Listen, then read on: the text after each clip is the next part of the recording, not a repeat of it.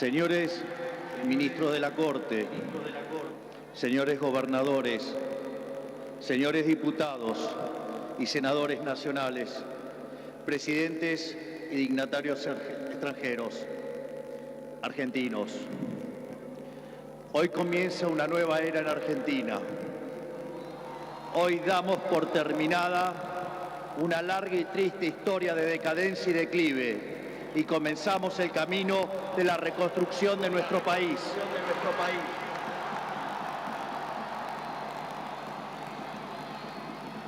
Los argentinos, de manera contundente, han expresado una voluntad de cambio que ya no tiene retorno. No hay vuelta atrás. Hoy enterramos décadas de fracaso, peleas intestinas y disputas sin sentido. Peleas que lo único que han logrado es destruir nuestro querido país y dejarnos en la ruina. Hoy comienza una nueva era en Argentina, una era de paz y prosperidad, una era de crecimiento y desarrollo, una era de libertad y progreso. Hace 200 años, un grupo de ciudadanos argentinos reunidos en San Miguel de Tucumán le dijeron al mundo que las Provincias Unidas del Río de la Plata no eran más una colonia española y que a partir de ese histórico momento seríamos una nación libre y soberana. Durante décadas nos enfrentamos en disputas internas acerca de cuál debía ser la forma institucional que nuestro país necesitaba. En 1853, luego de 40 años de haber declarado la independencia, bajo el auspicio de un pequeño grupo de jóvenes idealistas que hoy conocemos como la generación del 37, decidimos como pueblo abrazar las ideas de la libertad.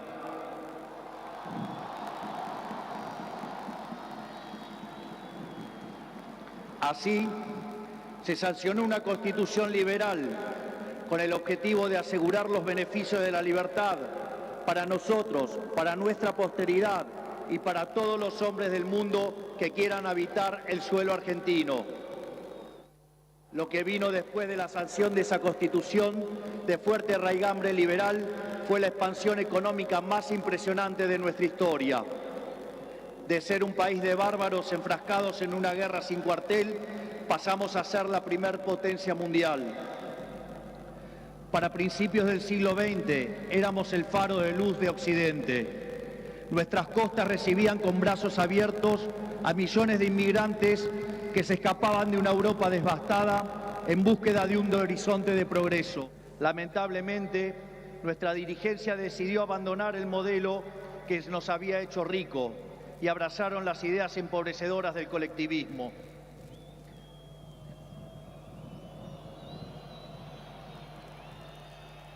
Durante más de 100 años, los políticos han insistido en defender un modelo que lo único que genera es pobreza, estancamiento y miseria. Un modelo que considera que los ciudadanos estamos para servir a la política y no que la política existe para servir a los ciudadanos.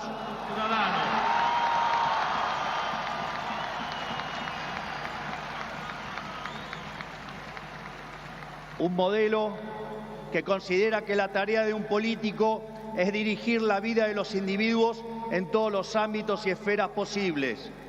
Un modelo que considera al Estado como un botín de guerra que hay que repartir entre los amigos.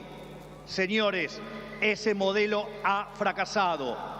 Ha fracasado en todo el mundo, pero en especial ha fracasado en nuestro país. Así como la caída del muro de Berlín marcó el final de una época trágica para el mundo, estas elecciones han marcado el punto de quiebre de nuestra historia.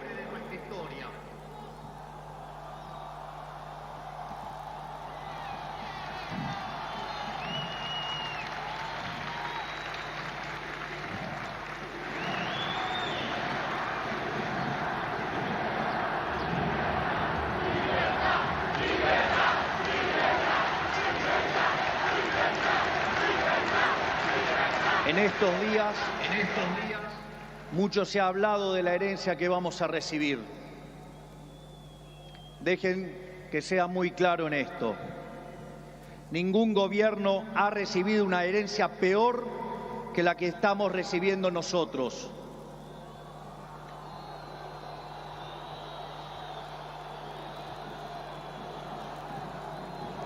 El kirchnerismo, que en sus inicios se jactaba de tener superávit gemelos, esto es, superávit fiscal y externo, hoy nos deja déficit gemelos por 17% del PBI.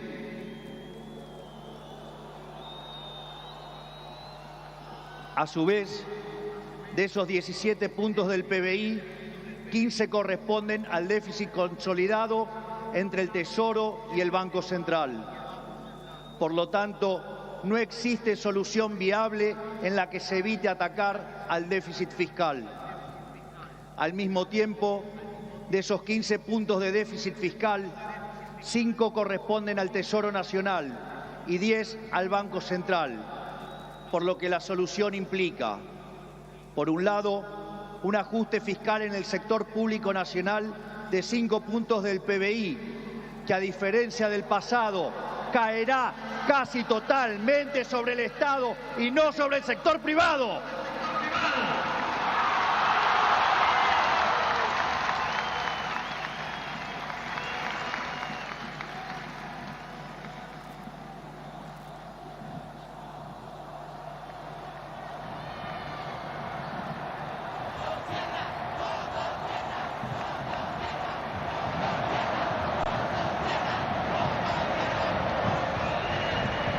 Por el otro, es necesario limpiar los pasivos remunerados del Banco Central, los cuales son responsables de los 10 puntos de déficit del mismo. De esta manera, se pondría fin a la emisión de dinero y con ello a la única causa de la inflación empíricamente cierta y válida en términos teóricos.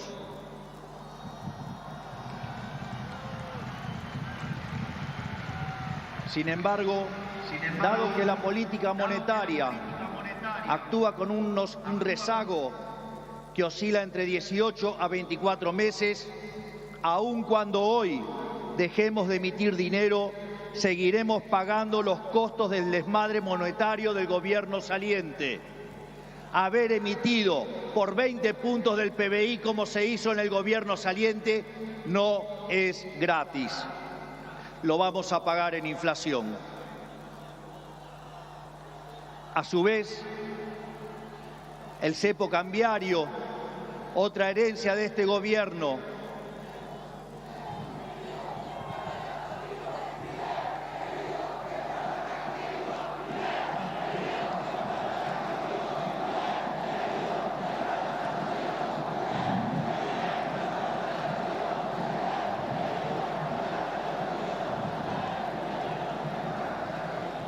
a su vez, el cepo cambiario, otra herencia de este gobierno, no solo constituye una pesadilla social y productiva, porque implica altas tasas de interés, bajo nivel de actividad, escaso nivel de empleo formal y salarios reales miserables que impulsan el aumento de pobres e indigentes, sino que además el sobrante de dinero en la economía hoy es el doble que había en la previa del Rodrigazo. Para tener una idea de lo que eso implica, recordemos que el Rodrigazo multiplicó por 6 veces la tasa de inflación, por lo que un evento similar significaría multiplicar la tasa de inflación por 12 veces. Y dado que la misma viene viajando a un ritmo del 300%, podríamos pasar a una tasa anual del 3.600. A su vez, tranquilos que no termina acá, la herencia sigue. A su vez, dada la situación de los pasivos remunerados del Banco Central, la cual es peor que la que había en la previa de la hiperinflación de Alfonsín, en muy poco tiempo se podría cuadruplicar la cantidad de dinero y con ello llevar a la inflación a niveles del 15.000% anual. Esta es la herencia que nos dejan. una inflación plantada del 15.000% anual, la cual vamos a luchar contra uñas y dientes para erradicarla.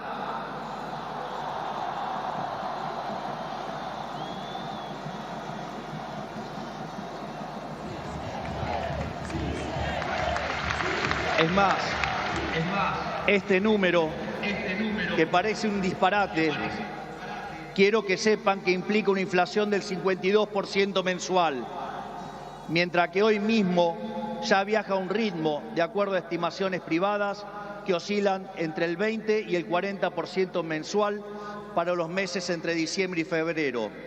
Esto es, el gobierno saliente nos ha dejado plantada una hiperinflación y es nuestra máxima prioridad hacer todos los esfuerzos posibles para evitar semejante catástrofe que llevaría a la pobreza por encima del 90% y la indigencia por encima del 50%. En consecuencia, no hay solución alternativa al ajuste. Por otra parte, la herencia no termina ahí, ya que los desequilibrios en tarifas son soles equiparables al desastre que dejó el kirchnerismo en el año 2015. En el plano cambiario, la brecha oscila entre el 150 y 200%, niveles también similares a los que teníamos en el Rodrigazo. A su vez, la deuda con importadores supera los 30.000 millones de dólares y las utilidades retenidas a las empresas extranjeras alcanzan los 10.000 millones de dólares. La deuda del Banco Central e YPF suman 25.000 millones de dólares y la deuda del Tesoro pendiente suma unos 35.000 millones de dólares adicionales. Esto es, la bomba en términos de deuda asciende a 100.000 millones de dólares que habrá que sumar a los cerca de 420.000 millones de dólares de deuda ya existente. Naturalmente, a estos problemas hay que sumarle también los vencimientos de deuda de este año, donde los vencimientos de deudas en pesos son equivalentes a 90.000 millones de dólares y 25.000 millones de dólares en moneda extranjera con organismos multilaterales de crédito. Sin embargo, con mercados financieros cerrados y el acuerdo con el FMI caído por los brutales incumplimientos del gobierno saliente, el rollover de deuda es por demás desafiante aún para el mítico cíclope. Como si todo esto fuera poco, esto transcurre en una economía que no crece desde el año 2011. Y en línea a lo anterior, el empleo formal en el sector privado se mantiene estancado en 6 millones de puestos de trabajo, llegando a la locura que el mismo es superado en un 33% por el empleo informal. Por ello, no debería sorprender a nadie que los salarios reales se hayan destruido, ubicado en torno a los $300 mensuales, los cuales no solo son 6 veces inferiores a los de la convertibilidad, sino que de haberse mantenido la tendencia de aquellos años, o como lo decían ellos, el maldito neoliberalismo, hoy oscilarían entre 3.000 y 3.500 dólares por mes. Nos han arruinado la vida. Nos han hecho caer por 10 veces nuestros salarios. Por lo tanto, tampoco nos debería sorprender que el populismo nos esté dejando 45% de pobres y 10% de indigentes. Luego de dicho cuadro de situación, que a todas luces parece irremontable, debe quedar claro que no hay alternativa posible al ajuste. Tampoco hay lugar a la discusión entre shock y gradualismo. En primer lugar, porque desde el punto de vista empírico, todos los programas gradualistas terminaron mal, mientras que todos los programas de shock, salvo el de 1959, fueron exitosos. En segundo lugar, porque desde el punto de vista teórico, si un país carece de reputación, como lamentablemente es el caso de Argentina, los empresarios no invertirán hasta que vean el ajuste fiscal, haciendo que el mismo sea recesivo. En tercer lugar, y no por ello menos importantes, para hacer gradualismo es necesario que haya financiamiento. Y lamentablemente, tengo que decírselos de nuevo, no hay plata.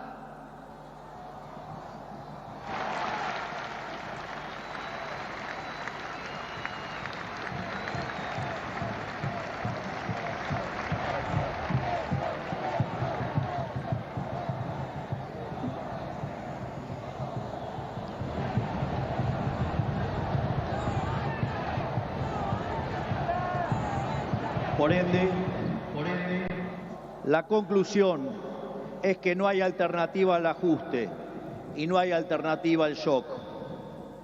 Naturalmente, eso impactará de modo negativo sobre el nivel de actividad, el empleo, los salarios reales, la cantidad de pobres e indigentes. Habrá esta inflación, es cierto, pero no es algo muy distinto a lo que ha pasado en los últimos 12 años. Recordemos que en los últimos 12 años el PBI per cápita ha caído 15% en un contexto donde acumulamos 5.000% de inflación. Por lo tanto, hace más de una década que vivimos en esta inflación. Por lo tanto, este es el último mal trago para comenzar la reconstrucción de Argentina.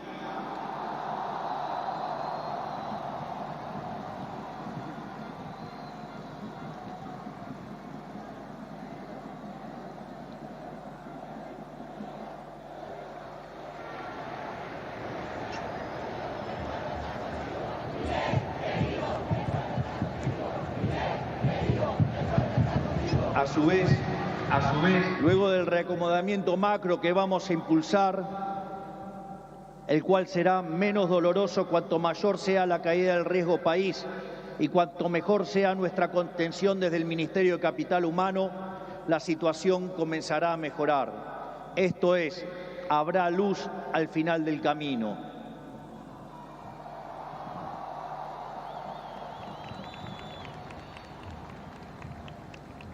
En el caso alternativo, la propuesta sensiblera progresista, cuya única fuente de financiamiento es la emisión de dinero, derivará en una hiperinflación que llevará al país a la peor crisis de su historia, sumado a que nos meterá en una espiral decadente que nos equiparará con la oscuridad de la Venezuela de Chávez y Maduro.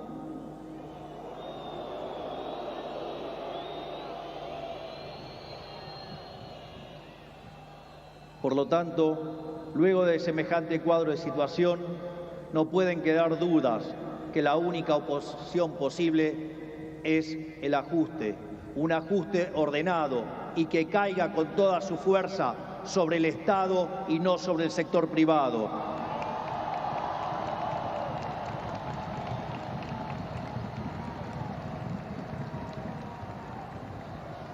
Sabemos que será duro. Por eso quiero también traerles una frase sobresaliente de uno de los mejores presidentes de la historia argentina, que fue Julio Argentino Roca. Nada grande, nada estable y duradero se conquista en el mundo cuando se trata de la libertad de los hombres y del engrandecimiento de los pueblos, si no es a costa de supremos esfuerzos y dolorosos sacrificios.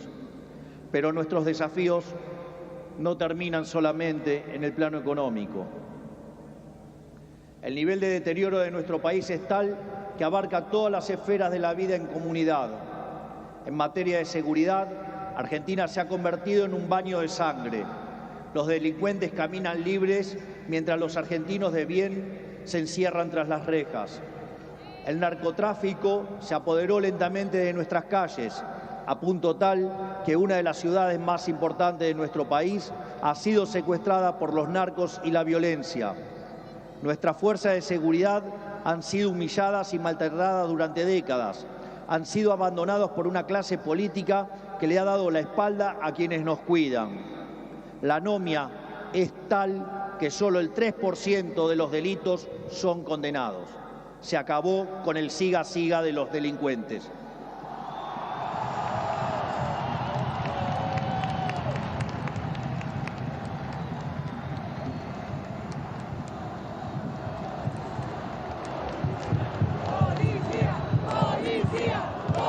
materia social, estamos recibiendo un país donde la mitad de la población es pobre, con el tejido social completamente roto.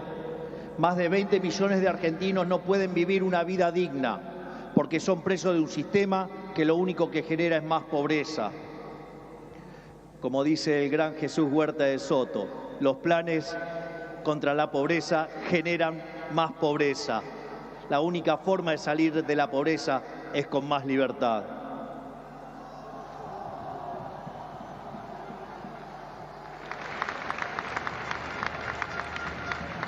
Al mismo tiempo, 6 millones de chicos hoy a la noche se irán a dormir con hambre, que caminan descalzos por la calle y otros que cayeron en la droga. Lo mismo ocurre en materia educativa. Para que tengan idea del deterioro que vivimos, solo el 16% de nuestros chicos se reciben en tiempo y forma en la escuela. Solo el 16%. Solo 16 de cada 100. Es decir, que el 84% de nuestros chicos no termina la escuela en tiempo y forma. A su vez, el 70% de los chicos que sí terminan la escuela no pueden resolver un problema de matemática básica o comprender un texto. De hecho, en las últimas evaluaciones PISA, la Argentina se encuentra en el puesto 66 de 81 y séptima en América Latina, siendo que Argentina fue el primer país en terminar con el alfabetismo en el mundo. Si se levantara Sarmiento y viera qué hicieron de la educación.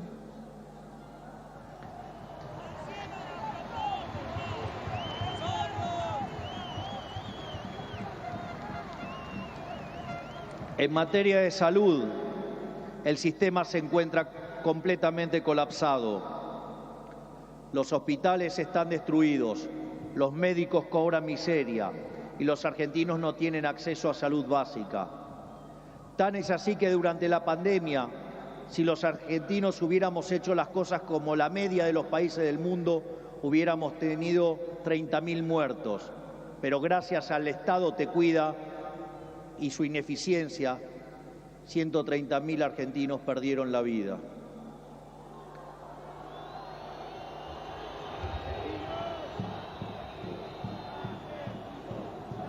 Ese es el estado presente del que los políticos tanto hablan, argumento que utilizan para justificar el aumento descomunal del gasto público que solo los beneficia a ellos. En todas las esferas, miren donde miren, la situación de la Argentina es de emergencia. Si miramos la infraestructura de nuestro país, la situación es la misma. Solo el 16% de nuestras rutas se encuentran asfaltadas y solo el 11% se encuentra en buen estado. Por eso, no es casualidad que mueran cerca de 15.000 argentinos por año en accidentes de tránsito. Lo que quiero graficar con todo esto es que la situación de la Argentina es crítica y de emergencia. No tenemos alternativas y tampoco tenemos tiempo. No tenemos margen para discusiones estériles. Nuestro país exige acción y una acción inmediata. La clase política deja un país al borde de la crisis más profunda de nuestra historia. Cada uno de ellos tendrá que hacerse cargo de su propia responsabilidad. No es tarea mía señalarlos. No buscamos ni deseamos las duras decisiones que habrá que tomar en las próximas semanas, pero lamentablemente no nos han dejado opción. Sin embargo, nuestro compromiso con los argentinos es inalterable. Vamos a tomar todas las decisiones necesarias para arreglar el problema que causaron 100 años de despilfarro de la clase política, aun cuando al principio sea duro.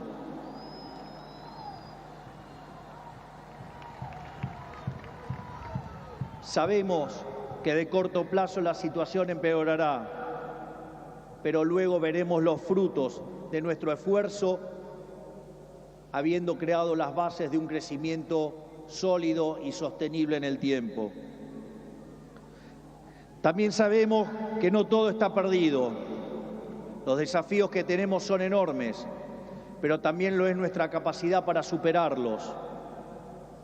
No va a ser fácil, 100 años de fracaso no se deshacen en un día, pero un día empieza y hoy es ese día.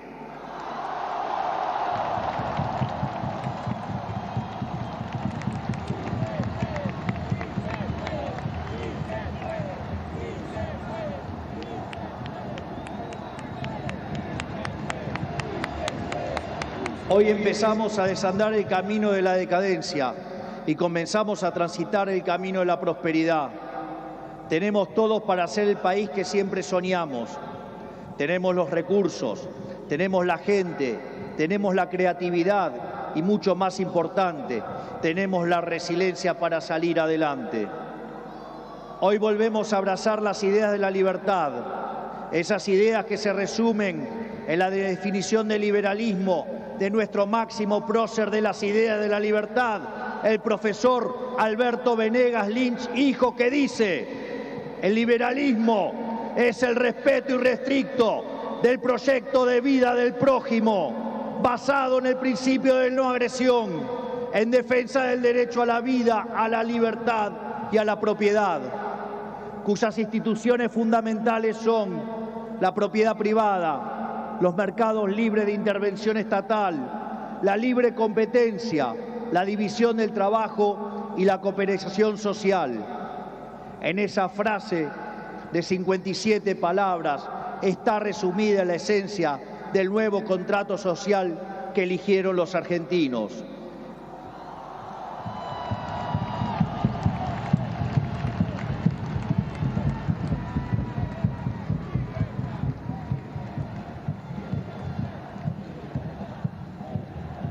Este nuevo contrato social nos propone un país distinto, un país en el que el Estado no dirija nuestras vidas, sino que vele por nuestros derechos, un país en el que las hace, las paga.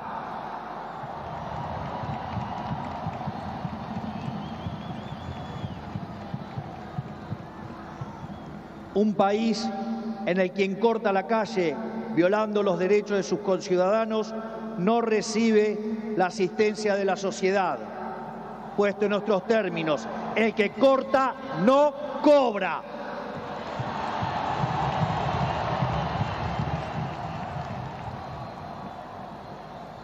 Un país que dentro de la ley permite todo, pero fuera de la ley no permite nada. Un país que contiene a quienes lo necesitan, pero no se deja extorsionar por aquellos que utilizan a quienes menos tienen para enriquecerse a ellos mismos.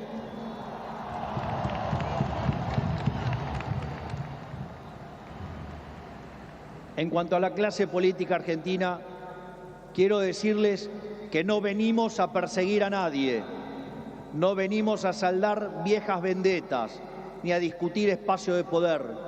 Nuestro proyecto no es un proyecto de poder, nuestro proyecto es un proyecto de país. No pedimos acompañamiento ciego, pero no vamos a tolerar que la hipocresía, la deshonestidad o la ambición de poder interfieran con el cambio que los argentinos elegimos. A todos aquellos dirigentes políticos, sindicales y empresariales que quieran sumarse a la nueva Argentina, los recibimos con los brazos abiertos.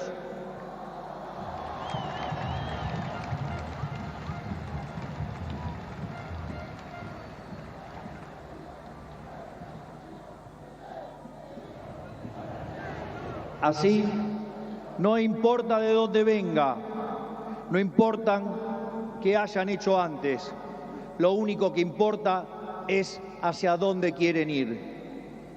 Aquellos que quieren utilizar la violencia o la extorsión para obstaculizar el cambio, les decimos que se van a encontrar con un presidente de convicciones inamovibles que utilizará todos los resortes del Estado para avanzar en los cambios que nuestro país necesita.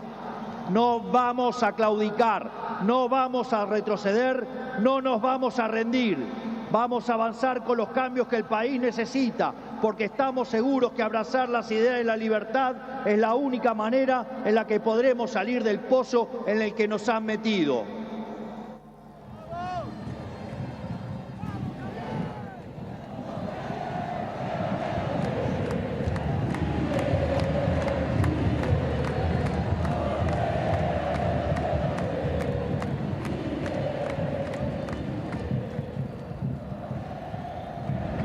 Por lo tanto, y para ir terminando, que quede claro, hoy comienza una nueva era en Argentina.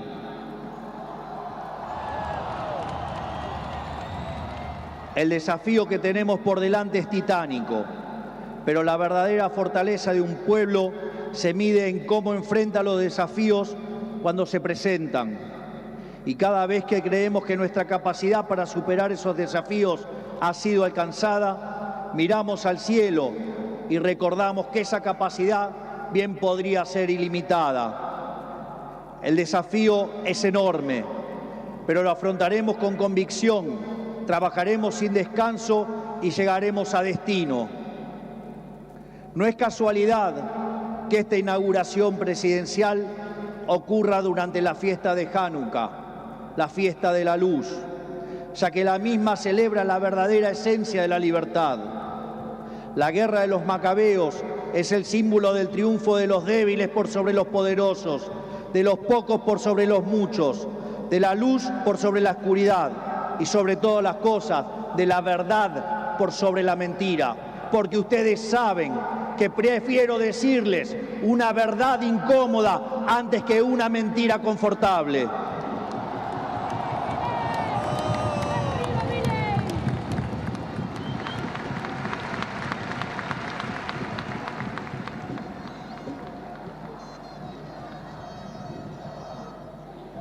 Estoy convencido de que vamos a salir adelante. Recuerdo cuando hace 2 años, junto a la doctora Villarruel, hoy vicepresidente de la Nación, ingresamos a esta casa como diputados. Recuerdo que en una entrevista me habían dicho, pero si ustedes son 2 en 257, no van a poder hacer nada. Y también recuerdo que ese día la respuesta fue una cita del libro de Macabeos 3:19, que dice que la victoria en la batalla no depende de la cantidad de soldados, sino de las fuerzas que vienen del cielo.